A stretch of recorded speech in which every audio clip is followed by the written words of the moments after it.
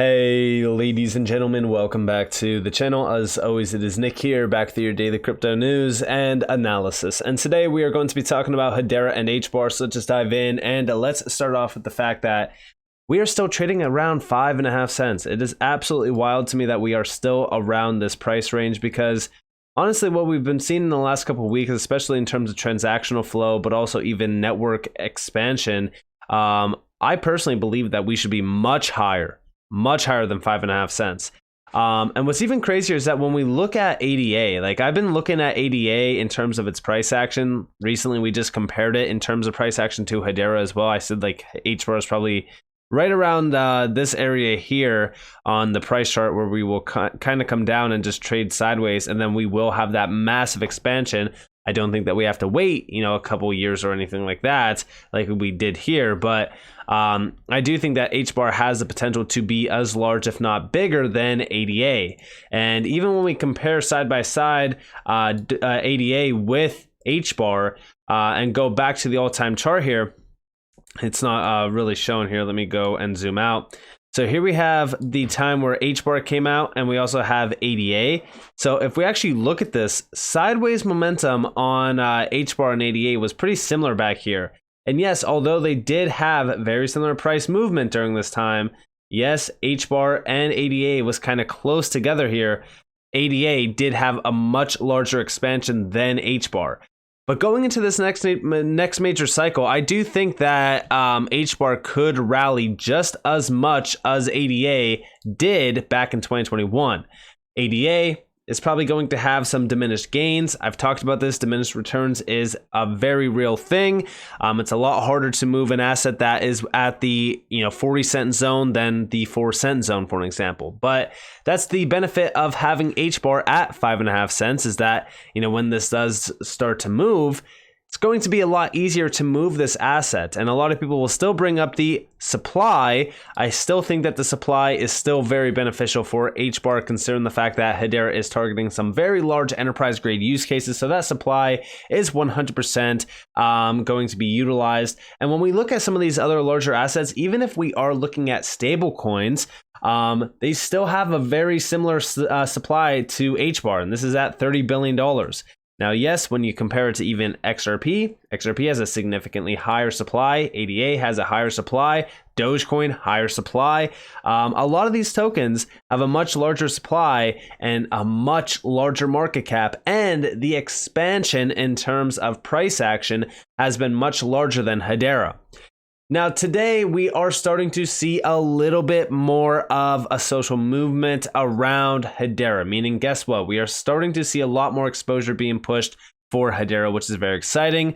CoinSpot recently had a spotlight for Hedera where they did describe the sustainability factor behind it, and also even talked about the price per transaction, with also the average energy usage per transaction, followed by, of course, the GC describing that, and really just kind of describing and breaking down the basics behind Hedera, which is very exciting to see because this did get almost 4,000 views, which is awesome to see. And also, by the way, Earthlings Lab, we just recently talked about them with the sneak peek behind their metaverse. 15 million HBAR in secondary trading volume of Earthlings Land NFTs. This is awesome to see. Like I said, this project is one to definitely watch for. I think that what they are doing is pretty significant. When you go over to their website, you could actually sign up for some insider news. And also you could see a few things around what they are doing. If you scroll down, or sorry, I actually think it was up here. So yeah, it was up here in terms of like the plots and the map. You can see a few things of what they're doing around the metaverse, and I think that this is very cool, especially in terms of like what you could see with the land. I think that the metaverse is going to be pretty cool in terms of revenue generation from things like this, where you actually own real estate within the metaverse. I think it's a pretty cool idea. A lot of people have their own ideas around this, and some people like it, some people don't. It's totally up to you if you do or not. I'm not going to force you guys to like something, but when we look at what Earthlings is doing, I actually love the artwork behind this, and you could tell that they are putting in a lot of time and effort, and also the team is fully doxed. And when you actually look at some of the team members, these are individuals that come from substantial backgrounds. So very excited for Earthlings and very excited for projects like Earthlings to launch on Hedera, because a lot of these projects are putting in the time and effort that is needed to build not only incredible projects, but high quality ones. And also over here, what do you see? Hedera Game On Fan App CEO and founder, and this is Maddie from Game On, and we do see joins us on the podcast this week to talk about Karotica project. I hope that I'm saying that name right. I'm pretty sure it's Karotica, the Web3 gaming platform bringing crypto to the world of combat sports and its many fans, launching in partnership with Karate Combat. And here we have the key points. So it is an upcoming Web3 gaming platform utilizing Hedera, bringing gamification to the Karate Combat League. The platform will focus around playable and customizable NFT fighters from Karate Combat and is tied to real-world results from KC events. Very similar to like UFC, the game itself, by the way, tied to UFC itself. But we do see smooth onboarding and ease of accessibility are top priorities, with the aim of bridging the gap between the average combat sports fan and Web3. So very exciting stuff there. And also, I wanted to put a little bit of a spotlight on it because I don't think that a lot of people really talk about Galaxy all that much. This has been a project that I've been talking about pretty much since I would say going all the way back to like 2021. I'm very excited for this one. I think that this is going to be a revolutionary app for not only Hedera, but also even Web3. I think that this is going to put a lot of focus on the social networking aspect around Web3, because this is something very special to me. It's something that is very interesting as well. This is like a social marketplace, if you will. It's the best way that I could describe it. But we do see Galaxy app was a bright start on center stage at Web Summit Rio this past week. Not bad for an old investment banker, huh? And this is from Solo Cisse. And here we have a few screenshots from the event. Very cool. Okay, this next guy is pretty cool. And I do want to play this quick 45-second long clip from the event. Okay, this next guy is pretty cool. He's here from New York City and Los Angeles. His name is Solo Cisse. His company is called Galaxy, and it's a social marketplace designed and built for creators, and they've just raised $36 million and are about to launch. Please welcome Solo.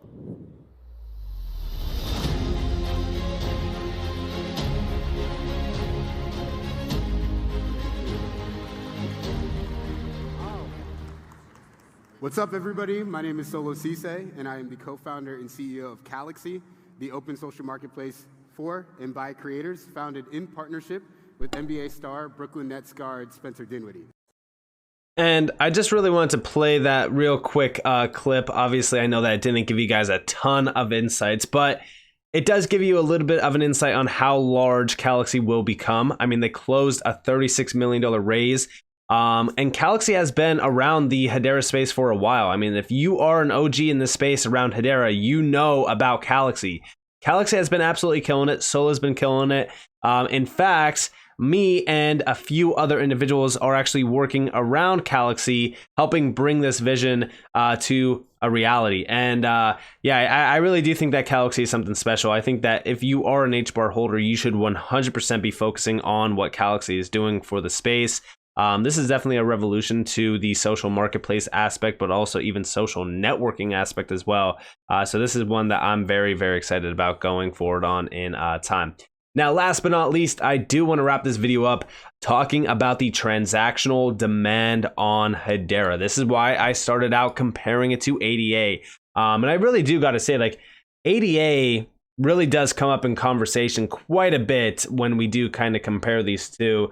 It's been a project that I've personally compared to other projects in the past as well.